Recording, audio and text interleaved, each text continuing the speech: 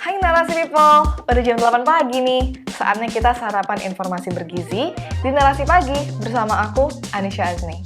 Hari ini aku bakal bawain update terbaru dari kasus perundungan di KPI, Rich Brian yang baru aja mencetak rekor, dan laporan keuangan pejabat yang katanya nggak akurat. Selain itu, ada juga kabar soal tahanan Palestina yang berhasil kabur dari penjara terketat di Israel. Dan ada syarat baru kalau kamu mau ke supermarket. Kira-kira apa ya syaratnya? Yuk langsung aja kita cek.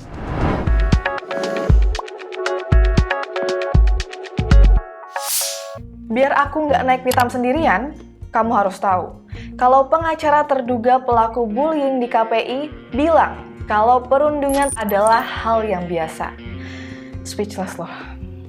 Pengacara RD dan EO, Tegar Putuhena, berdalih bullying yang dilakukan itu candaan aja dan biasa terjadi di lingkungan pergaulan kantor. Pelaku juga bingung dan nggak ingat ada pelecehan seksual. Komnas HAM pun ikut menanggapi bantahan pihak terduga pelaku itu. Komisioner Komnas HAM, Khairul Anam mengatakan tindakan itu tetap saja merendahkan martabat seseorang. Ia pun mendesak agar polisi bekerja profesional dalam mengusut kasus ini. Korban perundungan karyawan KPI Pusat, MS, mengalami trauma psikologis setelah memendam kasusnya bertahun-tahun.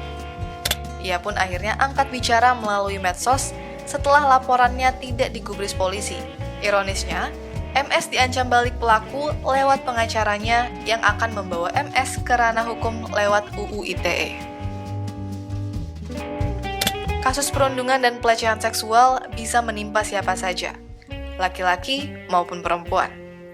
Kadang korban tak bisa bicara bebas karena berbagai faktor. Apa saja?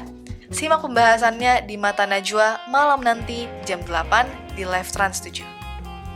Siapapun, ingat ya, candaan overdosis mengarah ke bullying bisa bikin korban trauma seumur hidup loh. Hayo, siapa nih pejabat yang masih belum melapor harta kekayaannya? Karena menurut catatan KPK, masih ada 239 anggota DPR yang belum melapor LHKPN. Ketua KPK Firly Bahuri mengatakan ada 569 anggota Dewan yang wajib lapor LHKPN, tapi belum semua menuntaskan kewajiban lapor harta. Karena tercatat pada tanggal 6 September 2021, anggota DPR RI dari kewajiban laporan 569 sudah melaporkan diri 330 dan belum melaporkan 239 atau tingkat persentase laporan baru 58%. Firly pun meminta agar para anggota Dewan taat dan tertib melapor hartanya ke LHKPN. Selain itu, Deputi Pencegahan dan Monitoring KPK, Pahala Nainggolan mengungkap 95% LHKPN tidak akurat. Jumlah itu didapat melalui pemeriksaan terhadap 1.665 LHKPN selama 2018 sampai 2020. Ini karena banyak pejabat nggak melaporkan kekayaan mereka dalam LHKPN, seperti tanah, bangunan, rekening bank, dan berbagai bentuk investasi lainnya. Waduh, bukannya melapor LHKPN ini bagus ya untuk mencegah korupsi? Tapi kenapa?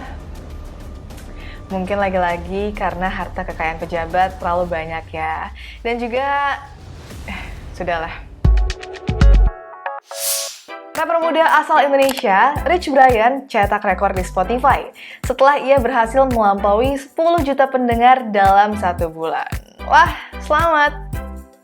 Kabar ini diumumkan pihak 88 Rising lewat akun Twitter mereka. Musisi rap bernama asli Brian Emmanuel ini menjadi orang Indonesia pertama yang berhasil melakukannya. Brian ikut mengomentari kabar baik tersebut dan menyatakan dirinya sungguh berterima kasih. Karena tanpa orang-orang yang mendukung perjalanan bermusiknya, ia tak mungkin berada di posisinya sekarang. Seperti kita tahu, musisi berusia 22 tahun ini memulai debutnya pada 2016 silam dengan single That Stick. Tak lama setelahnya, ia pun dikontrak oleh label 88 Rising yang juga menaungi penyanyi muda Indonesia lainnya, Niki. Wih, congratulations Rich Brian. Gak habis-habis ya cetak prestasi di dunia musik. We are proud of you. Bagaikan adegan dari sebuah film, 6 tahanan Palestina kabur dari penjara Israel lewat terowongan. Pertanyaannya, kok bisa? 6 orang yang berhasil melarikan diri ini menggali lubang di lantai sel mereka di penjara Gilboa, penjara Israel dengan keamanan tinggi.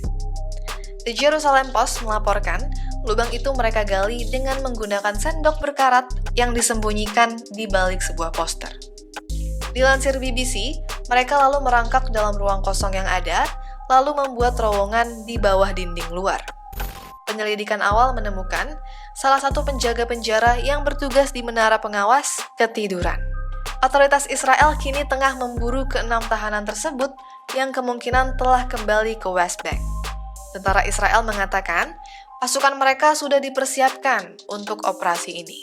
Dari 6 buronan, 5 diantaranya adalah anggota organisasi jihad Islam, dan 1 orang merupakan mantan pemimpin kelompok militan brigade Martir Al-Aqsa, Zakaria Zubeidi.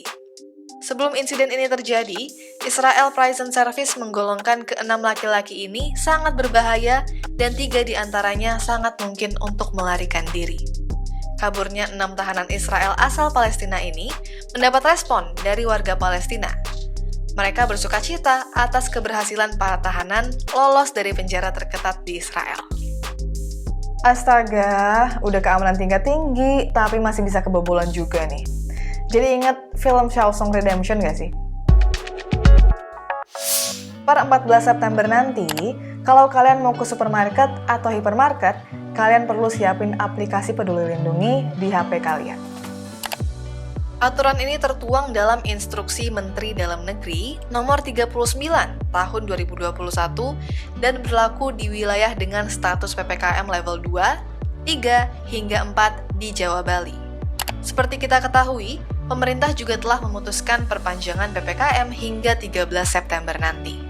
Setelah masuk mal dan berbagai kawasan mulai menerapkan penggunaan aplikasi Peduli Lindungi, aturan ini juga bakal dipakai sebagai syarat perjalanan KRL, pengganti surat tanda registrasi pekerja atau STRP. Tapi, soal keamanan datanya gimana? Kan kemarin sempat ramai tuh data pengguna di sistem e-hack bocor. Koordinator PPKM Jawa Bali, Luhut Binsar Panjaitan mengatakan, pemerintah menjamin keamanan data pribadi penduduk di aplikasi tersebut. Bener, pasti aman nih ya. Soalnya kan katanya aplikasi ini bakal jadi integrator penanganan COVID-19. Masa rakyat masih harus ragu dan khawatir dengan keamanan data pribadinya? Gak kerasa, 5 berita udah aku bawain buatmu. Besok pantengin lagi Narasi Pagi ya, di jam 8 pagi. Dan jangan ketinggalan juga live Mata Najwa di Trans 7, jam 8 malam waktu Indonesia Barat. Bye-bye!